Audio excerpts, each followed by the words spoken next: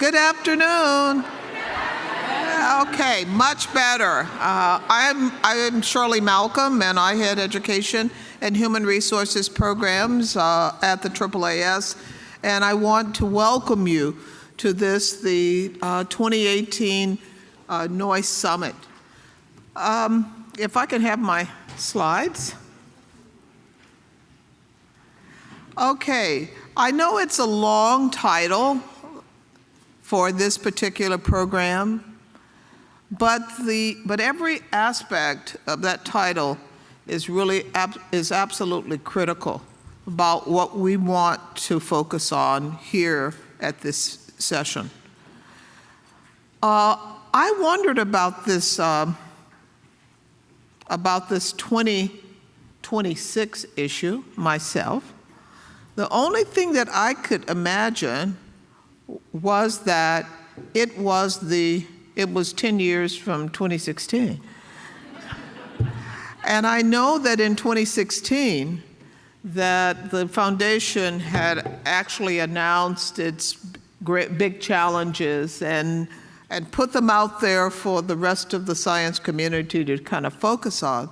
But I hadn't really realized that this was all done not only by the NSF, but by other agencies and departments and groups as well, really in recognition of the upcoming 250th anniversary of the founding of the United States. I had a problem. I continued to stumble over semi-quincentennial. Okay, and I figured out that it means, I guess, half of 500 years. But in any case, whatever works. But I thought that this was actually a really interesting idea, that we should take this moment to kind of look forward and look at what the opportunities, the education and research future might hold for us. Not only did the foundation do its deal with its 2016 announcement of his big challenges, which Jim Lewis will speak about, but the National Academies issued their report in 2014 on convergence, facilitating transdisciplinary integration of life sciences, physical sciences, engineering, and beyond, which our keynote speaker, Cato Lorenzen, will in fact talk about. And he was a member, he participated in that particular study group, and I think even co-organized one of the workshops that was associated with that. Now, why does that matter? If you stop and think about it, we are talking a lot more about convergence and interdisciplinarity that goes along with convergence. At the same time that we are preparing teachers within specific disciplines. So how do we kind of manage to cross all of these kinds of areas? So some of the goals that we have for undergraduate student interdisciplinary learning, independent of field, that come from the Convergence report, focus on developing in students the intellectual capacity to deal with real and complex problems, the kinds of problems that we are confronted with in the real world, climate, energy, food security, big, complex problems, to build student confidence and willingness to approach problems from multiple perspectives, and to a certain extent, to instill with them the idea that they're going to have to be learners for all of their lives. To build student ability to communicate with scientists from other disciplines, to develop student ability to make decisions in the face of uncertainty, and to help students understand the strengths and limitations of different disciplinary perspectives. The Convergence report is, in a way, not surprising if you stop and think about where we are right now with regard to the kind of grand challenges that we are looking at for our research and education agenda. So the sessions are designed to explore the implications of these 10 big ideas and the Academy's convergence report along the lines of figuring out how do we help STEM teachers? What do we have to do in their preparation to help them to be able to manage this kind of interdisciplinarity? And in particular, how to help them as they are going into high needs schools. What are the messages? What is the narrative that they are taking into these schools and that they are using with these students? How can STEM teacher preparation programs show the deeper connections among STEM fields within each course, including the connections to social challenges and the risks and benefits of science? And there are some implications that, in fact, that students really resonate with this kind of teaching and this kind of exposure to real-world problems, because the ideas within the sciences are not presented in a kind of an atomized way, one at a time, but they're connected, and they are useful, and they are relevant. And so this is one very important idea, and that is connecting it to the real world.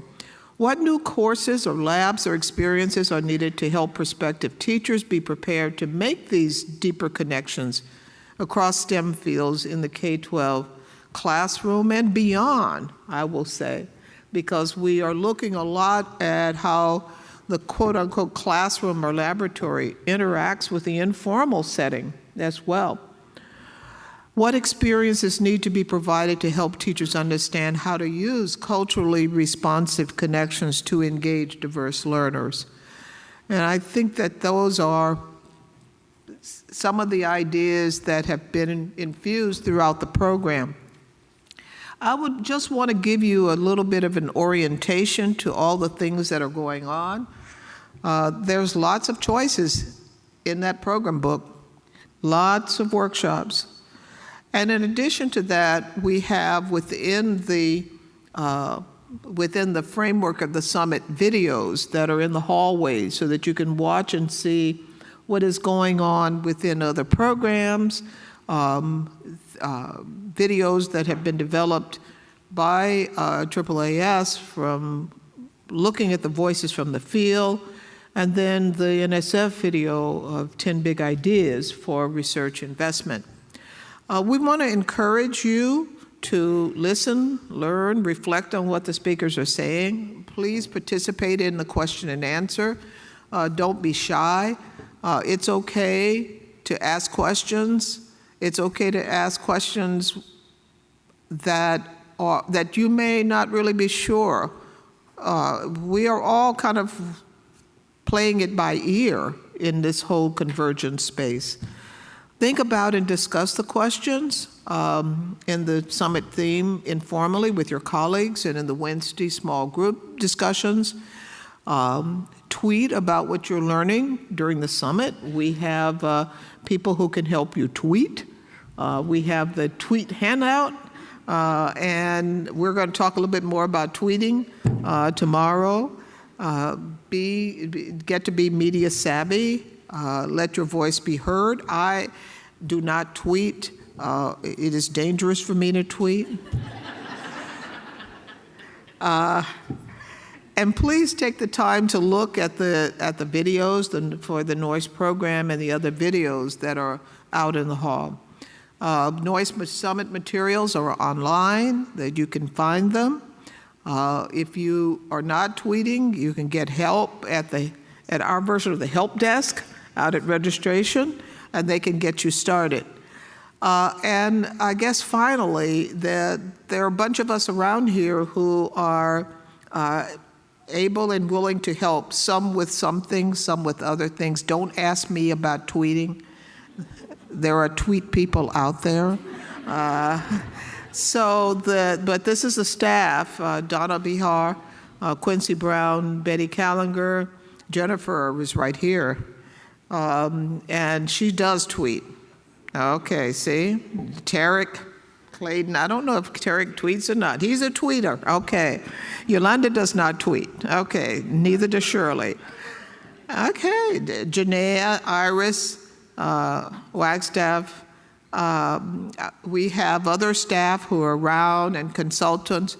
Also, there are a lot of NSF staff, and I urge you to engage with them and talk with them so that you could have an opportunity to kind of find out what's going on in the NSF space as well.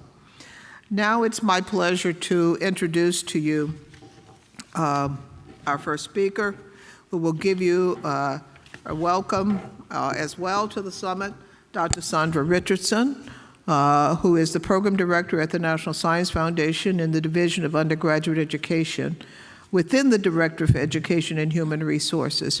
And she's also the program lead for the NSF Robert Noyce Teacher Scholarship Program. She earned her master's and PhD in mathematics education from Purdue and her bachelor's in mathematics from Dillard.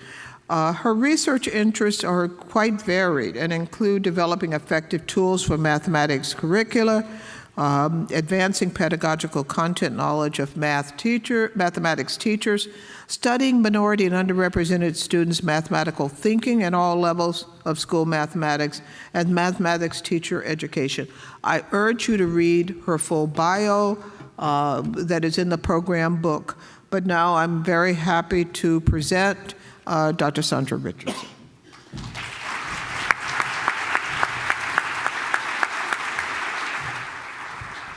Thank you, Shirley. Good evening again, everyone.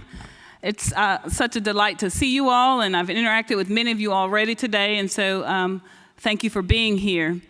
It is an extreme honor and privilege for me to serve as program lead for our Robert Noyce Teacher Scholarship Program.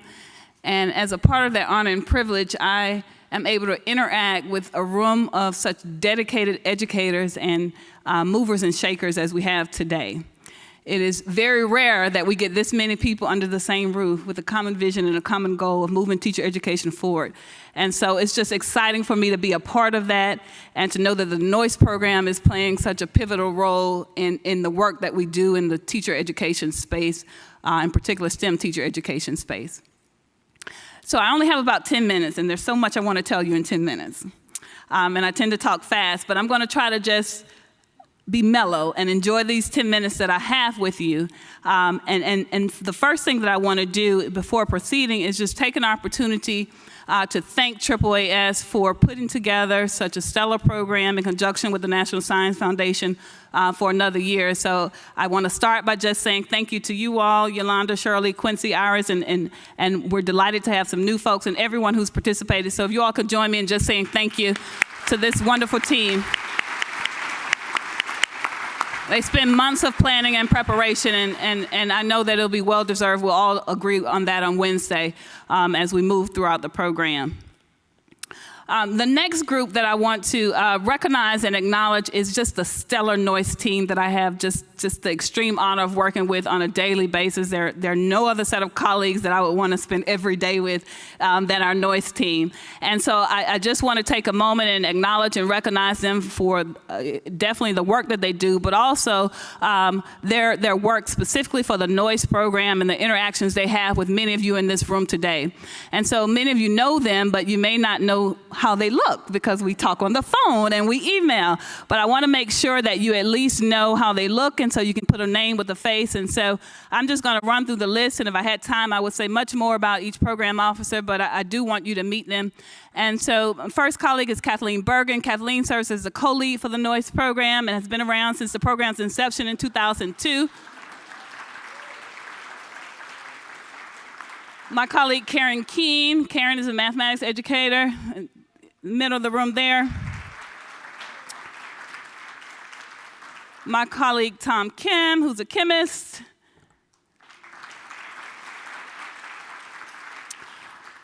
Andrea Nixon, who's multivariate in many different ways, but she works a lot with our Track 4 Noyce research, and so you all may know her in that capacity. Mark Polly. Mark, where are you? Mark. So again, I'm Sandra. Steve Turley.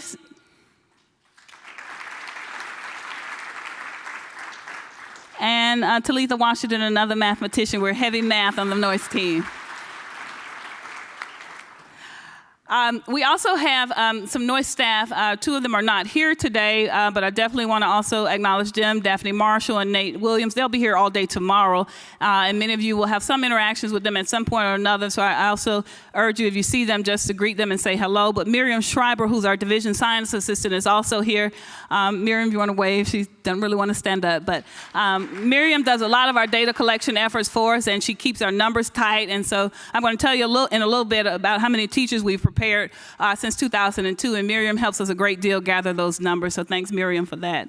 And then our division leadership, Robin Wright is our division director, and Lee Zier is our deputy division director, and I swear they know everyone, so you all probably know one or both of them. They will be here at some point during the meeting. I don't think either are here today, but please do greet them if you see them as well. You'll meet our directorate leadership, Dr. Jim Lewis, in a few minutes, so I won't say much about Jim. He'll come to the mic in a second, but Jim is our assistant director for the Directorate for Education and Human Resources. So just want to make sure that you all recognize our NSF folks who are here. All right, so now that you know all of us, let's see who you are. So I'm going to do just a quick roll call so we know who's in the room today. So if you are a Noyce PI or Noyce co-PI, or a member of a Noyce leadership team serving in one of those senior leadership capacities, if you can just stand up for me and just remain standing. Woohoo! All right, just stay standing. If you are a former Noyce PI or co-PI, so you may not have an active award, but you're former Noyce PI, co-PI, senior personnel, if you'll stand. Some folks are double waving, already standing. If you are a Noyce scholar or Noyce fellow, I had the opportunity to talk with them earlier today. A scholar or fellow, please stand, current or former. Woo-hoo, double woo-hoo for you all. If you're one of the education researchers who are joining us and to make a contribution to the meeting, if you would please stand, and of course some of you are already standing, but education researcher. All right, wonderful. If you're an evaluator for one of the Noyce projects, if you could please stand. All right, now, look around at your tables. Anyone still sitting? I'm going to I know I have some other categories up there, but I'm just going to do this last one. So if you just like to be around Noyce folks, so if you just want to see what the Noyce Summit is all about, you had fun with the Noyce PI at some point in your life, just please stand. All right, we should have everybody standing at this point. If somebody at your table isn't standing, find out what's the deal and let us know. All right, so I just want to do that so, A, we can get out of our seats, but also so you can look around and you can see what I see from, what we all see from on the stage. It's just a beautiful room, a very diverse room of folks from very diverse backgrounds. And I just want to encourage you to utilize this extreme diversity while we all are here, right? There are folks from all walks of life, different types of universities, different types of school districts, former careers, just all sorts of things. And we all have so much to offer at this summit. And I just want to encourage us to make the best use of that and make sure you utilize those folks around you. Shirley did a wonderful job talking about the goals for the summit, so I won't even touch that. But I do want to leave you with this question. I just want you to sit with it. 2026 is not really that far away, right? It's not far away at all. But I want you just to push yourself to think a little further. In 15 years, in 20 years, what do you want teacher education to look like? Right? What should students be learning? What should teachers be teaching? And I want you to just think about that throughout the next couple of days, and that should frame sort of the work that we're doing here at the summit in 2018. And so my answer to that would be attend the summit, and we can find more out about what the teaching for the future looks like. I try to start each day with something that I'm grateful for and end the day as well. And so certainly I'm grateful for all of you, but I'm also grateful for thinking about the future of teacher education, because I see the work, we all see the work at NSF on a national scale, and we see where you are moving things. And it's really exciting when we're able to make connections across projects and see, we sort of have a glimpse of what it's going to look like in 10 years because of the ideas that you're proposing. And so it's really, really exciting. And that's one thing that I'm very grateful for, a very promising future in STEM teacher education because many of you. So before I go to my seat, I just want to leave you with 5 suggestions for us all having a very transformative experience here at the summit this year. So many of you have attended the summits before. Some of you may be first-time attendees. But I want to leave us with just 5 things that I want us just to remember each day. So the first, Shirley sort of already alluded to, and it's be present. And I'm not really talking about being physically present, right? That's important. We want you to physically be here. But we really want you to be fully present. Right? We all have some very important things on our desk back at home. I understand, I'm with you. But you can't really get what you're supposed to get out the summit if we're emailing, if we're texting, if we're having our side conversations. So we really need you to be here with us so we can all have the same experience in terms of hearing the same thing, maybe interpreting it differently. But this will help us continue our mission of moving things forward. So please try to make sure that we're present. The second thing is to participate and to communicate. So being present is important, but we also need to hear from you. So we need you to participate in the small group discussions, the breakout discussions. We need you to ask questions. We need you to challenge us. We need you to challenge one another, and we need to communicate our ideas. So we encourage you to make sure you do that. We also want to encourage you to engage in critical thinking instead of cynical thinking. So I know sometimes that can be a challenge, but in order for us to move forward, we want to try to make sure that we're critically thinking about these key issues that we're going to bring up over the next couple of days. And then when I used to teach, I would tell my students on the first day of class, like, we're going to have fun. Everybody starts out with an A. This is low stress. And that's sort of how I feel about the summit. You all have an A.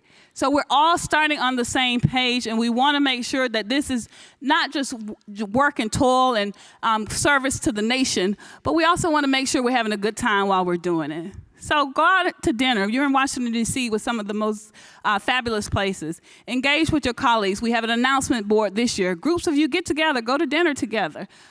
Do more than just summit work. We want you to have fun and enjoy yourself while you're here as well. And then lastly, be on time for the 8 a.m. sessions. Really important because those 8 a.m. presenters have spent a lot of time preparing, and we want to make sure you're fully present and you're there. So I encourage you to make sure that you're on time. That helps us start on time and move things forward. And the last thing, I think this is my last slide. I know I said the last one was. I just want to share with you that, there's lots of things that we're really excited about in the Noyce program. But we are very excited about the national impact that the program has had. And I'll just share with you 2 quick stories just from folks I've talked to today. I was talking to one of our PIs earlier today, and she told me that she had just attended a wedding. And the bride was a Noyce scholar, a graduate. The bridesmaids were Noyce scholar graduates. And this is their old professor that's coming to the wedding. I mean, what kind of impact is that just years ago? So I'm just saying, I get so excited when I hear these kinds of stories because I know the work that you're doing at your individual institutions. And then we had an advisory board meeting this morning, and Ann Cavallo from the University of Texas Arlington was saying that they started years ago with graduating about 5 STEM majors seeking teacher certification, and now they're up to 50 because of Noyce funding per year. I mean, you can't talk about great impact without talking about the Noyce program in STEM teacher education. And it's not necessarily the work that we're doing, but it's the work that you all are continuously doing and the investments that you're making at your institutions and in your students' lives. And so we see it, and we talk to you one-on-one, but I just want to take this opportunity to say thank you all for the work that you continue to do. Lastly, I'll say that the program has been around since 2002. Since that time, we've made over 700 awards, as you can see on the screen. There are Noyce Awards in each state in the nation, with the exception of Nevada. Not sure what's going on there. But if you all know Nevada folks, we try to tell them all the time, come see us. And we have recipients that are teaching in over 3,500 school districts throughout the United States and internationally as well, talking about impact.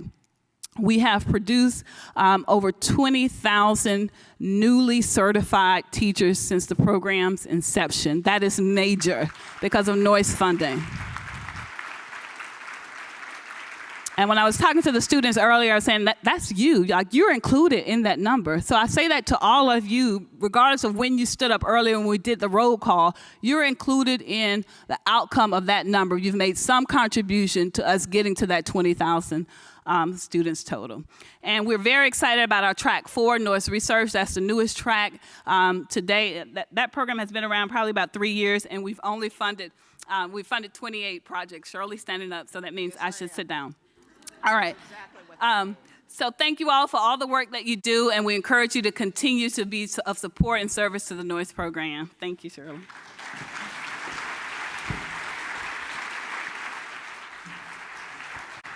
Thank you. Apparently, Sandra didn't get the memo because the session in the morning starts at 7. Okay? So that if you aren't here, if you're here at 8, I will already be deep into my remarks. And we'll have introduced the speaker. But in any case, we understand. There may be less of you here mentally. It's all right. Okay.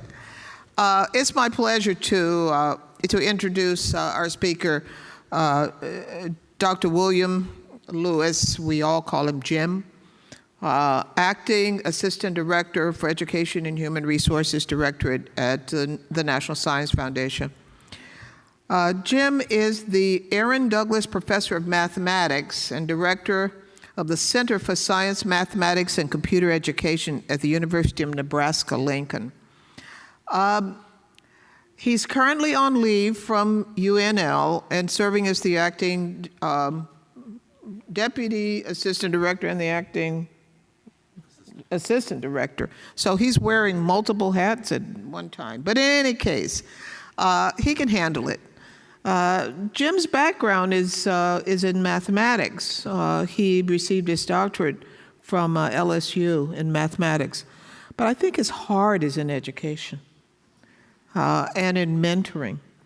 And he has been recognized for those things, not just personally, but in terms of instilling these kinds of values and supporting those values within his department.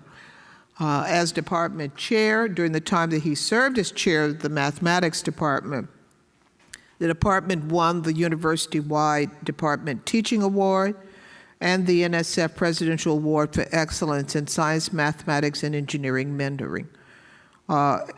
As I indicated, he has received many awards, not only in teaching, but he also is a recipient of the UNL Chancellor's Commission on the Status of Women Award for his support of opportunities for women in the mathematical sciences. And with that, I am honored to present to you Dr. Jim Lewis.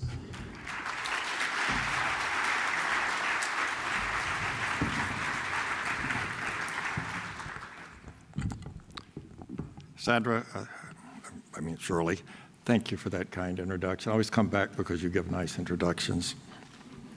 And Yolanda, I did get the memo, and I know that we're behind schedule, and I'll see if I can contribute to that.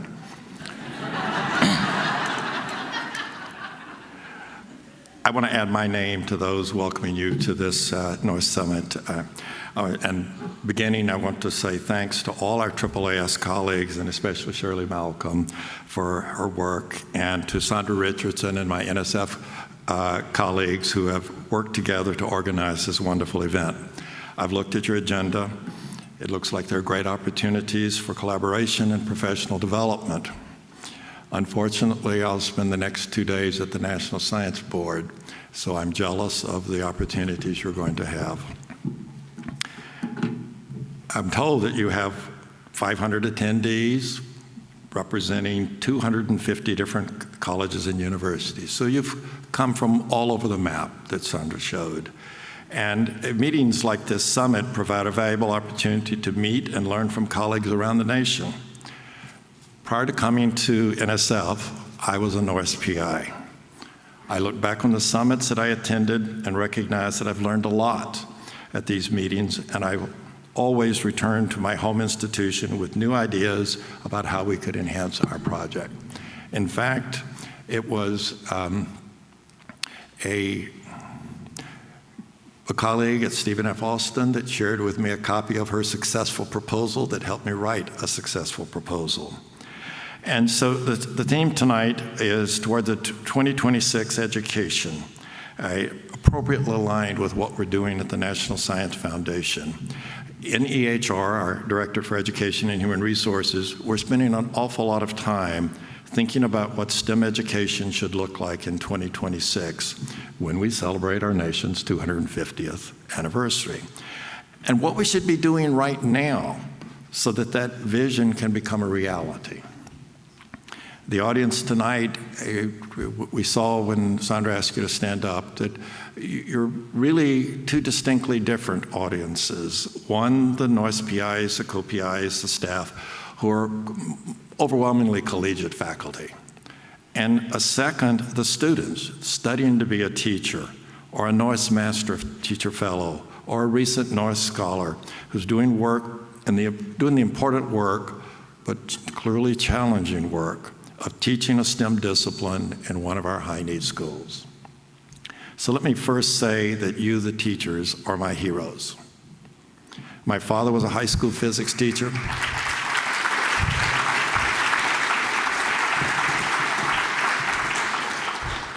With apologies to Willie Nelson, I once testified before the Lincoln School Board in Lincoln, Nebraska, and quoted that my heroes have always been teachers.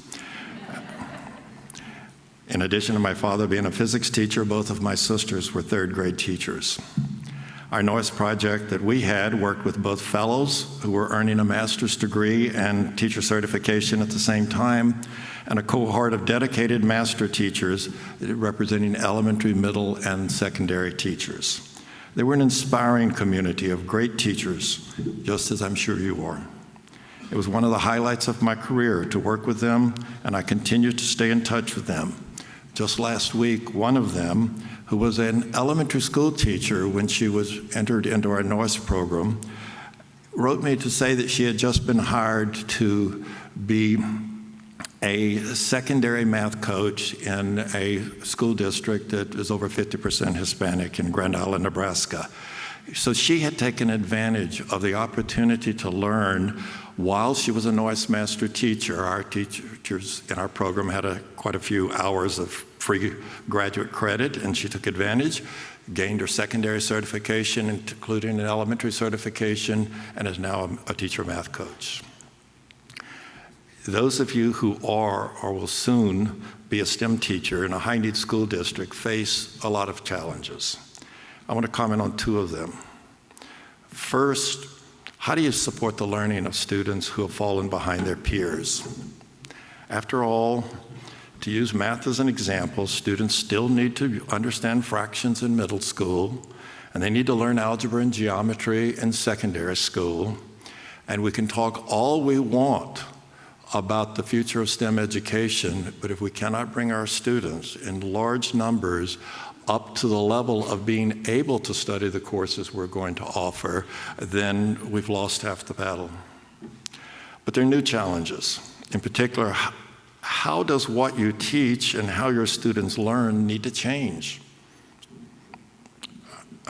In a world awash with data, Google's already asked me to rate the hotel today. What does it mean to introduce data science and computational thinking into the math class? What does it mean to introduce it to the biology class or the chemistry class? Even more challenging, what is quantum thinking? And how should it affect the high school curriculum? How do we prepare high school graduates who will become the scientists who have a research expertise that they bring to the table, but are also able to solve problems that need a convergence of knowledge across multiple disciplines? Meetings like this one will help you understand these challenges, and the new colleagues that you meet here at this meeting will help you find ways to respond. Now for the PIs, co-PIs, collegiate faculty in the audience, we have lots of programs in EHR, and I'm sure you're familiar with quite a few of them. I want to just focus for a moment on NSF Includes. It was launched in 2016 with the other big ideas. It seeks to develop STEM talent from all sectors and groups in our society. Our strategy is to develop collaborations between organizations that together can broaden the STEM pool and more effectively than work in isolation. We're working to develop a national network that leverages new and existing partnerships to increase inclusion more rapidly, retain students more effectively, and sustain changes so that all of the students that you're teaching will be able to see themselves and their future in the STEM workforce. We have a lead role in EHR managing the initiative. We've funded 70 design and development launch pilots. Soon we'll be funding a coordination hub and a group of alliances. There are 760 different partner organizations involved across the nation. They're all doing their part to diversify the STEM workforce. I want to mention just two that have a strong teacher focus. Robert Moses and his colleagues in the Algebra Project have an NSF Includes project to support students performing in the lowest quartile of state math exams. The project brings together more than 70 organizations, including 8 HBCUs and 9 other universities, school districts, researchers, mathematics educators. Another project at Columbia University has created a network of partners in the Hudson Valley that are committed to providing internships and mentoring opportunities to youth interested in authentic research experiences. Teachers are encouraged to take part in these research opportunities alongside their young learners, college faculty, public land-grant resource management agency representatives, and formal science educators. Let me urge each of you with the Noyce Project to consider how your project, or perhaps the next award that you'll get, can link to and contribute to the NSF Includes national network. You should want to be a part of it. It's one of our 10 big ideas. These big ideas are bold, long-term research ideas that identify areas for future investment at the frontiers of science and engineering. They require collaborations with industry, private foundations, other agencies, science community, and the education sector. Names such as harnessing the data revolution, understanding the rules of life, the quantum leap, the future of work at the human technology frontier, navigating the new Arctic, windows on the universe. Every one of these big ideas requires an education component. We need innovative models of STEM education to prepare the next generation of scientists to work in these areas. This meeting should challenge your thinking about how the education of future teachers should change to be sure that you're able to prepare K-12 teachers who can then in turn launch students on a path to be the next generation of scientists, engineers, computer scientists, mathematicians. You have to think about questions like, does your program need to change the nature of the courses you teach, or even the courses that you teach? Can we teach our subject, like biology or physics, computer science, while also developing in students the intellectual capacity to handle real, complex problems? How do we develop student ability to communicate not just with scientists and engineers, but the general public and those interested in social issues?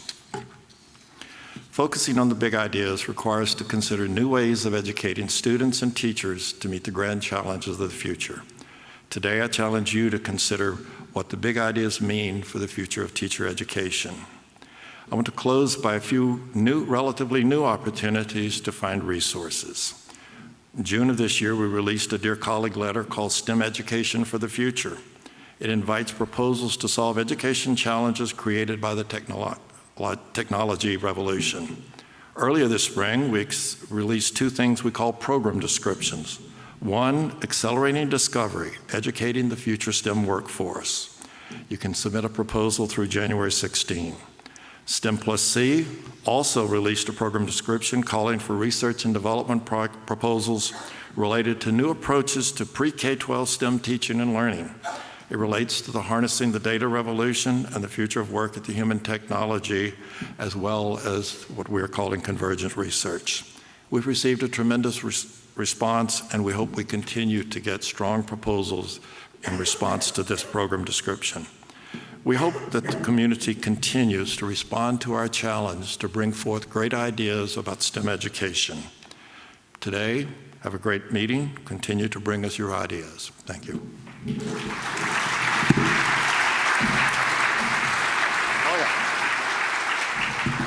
And I was supposed to answer questions for 5 minutes, but I can only see the front 2 rows, so I'm not sure how I'm going to call on you.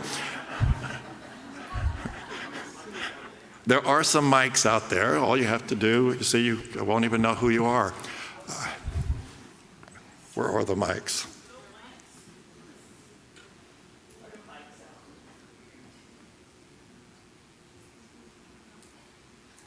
Yes. I just had a quick question on those last few things you were mentioning. The opportunities to apply for things. I don't know. There's no slides.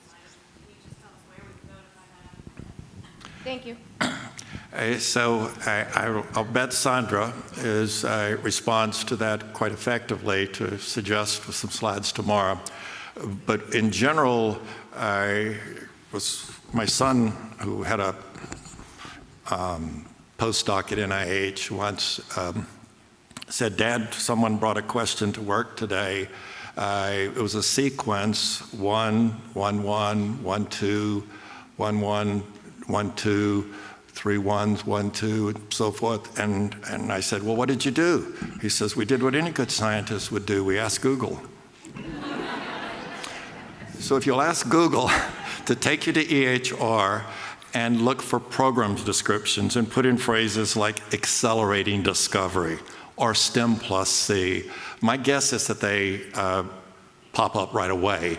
But I also make an assumption that Sandra's going to tell you a more specific answer tomorrow.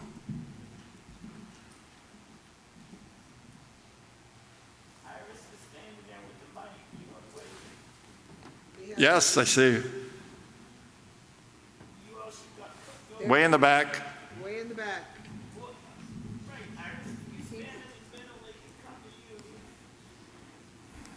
Hello, everybody. I'm Lakeisha McClary from the George Washington University here in the nation's capital.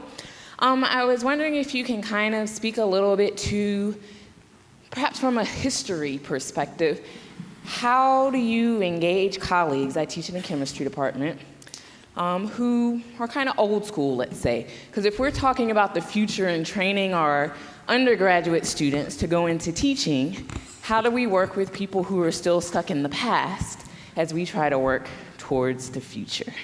Okay, well, I'll comment that in my own case, I thought teaching was incredibly important and won some teaching awards. And then I got made the department chair. And when I got made the department chair, I nominated someone for a teaching award and they won. And I said, well, you have to pay it forward. You have to nominate someone the next year. And so after 5, 6, I was chair a long time, 2/3 of our department had won a teaching award. And then the system had an award for teaching award. And so we won that. And I was trying to change the culture. At least math departments in research universities tend to be very competitive places, and people compete for what gets respected. And so I thought if teaching got respected, they'd compete for teaching. And then we had this center, which our university supported, and I started I had a couple of math science partnership grants and a Noyce grant, and we began to hire my colleagues to teach one of our courses in the summer. And if you've ever taught freshman mathematics to people who sort of had a bad experience with math and let you know that they had a bad experience, teaching teachers is this wonderful revolution. There's somebody out there that wants to learn mathematics. And so I would pair them with a master teacher, and so they would learn from a master teacher and they would get their summer salary.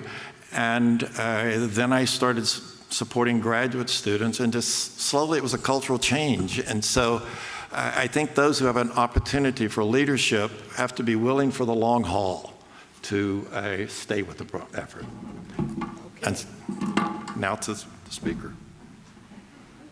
Thank you very much.